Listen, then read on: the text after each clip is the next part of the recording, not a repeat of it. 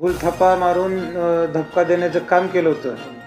ते जनतेनं त्या येत्या काळामध्ये कोणत्याही भूलथापाला बळी पडणार नाही हे दाखवून देऊन तो धक्का पुसून काढला.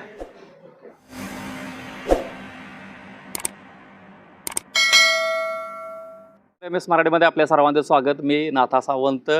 सध्या आम्ही माढा शहरामध्ये आलेलो आहोत आणि माढा शहरामध्ये जाताना माढेश्वरीचं दर्शन आम्ही घेणार आहोत. पाठीमागच्या बाजूला जर बघितलं तर माढेश्वरीचं मंदिर आहे आणि प्रत्येक येणारा इथून दर्शन घेतल्याशिवाय पुढं जात नाही आहे अशी आख्यायिक असणारं. आणि या मानेगाव गटातून पृथ्वीराज भैया सावंत यांच्या प्रचंड मताधिक्याने विजय झालेला आहे.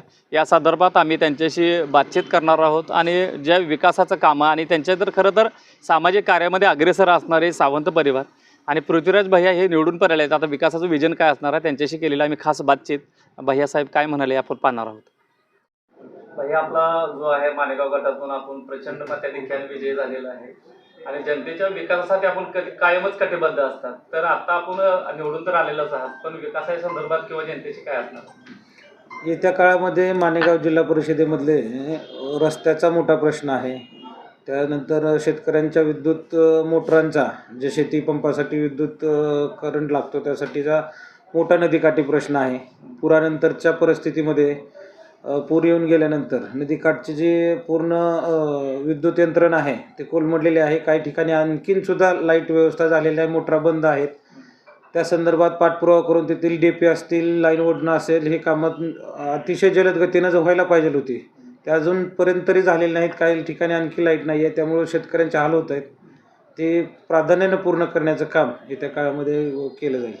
जो सीना नदीला पूर आला होता, यामध्ये आतोनात शेतकऱ्यांचं नुकसान झालं होतं. या संदर्भात शेतकऱ्यांना काय आर्थिक मदतीसाठी काय प्रयत्न केले नाही?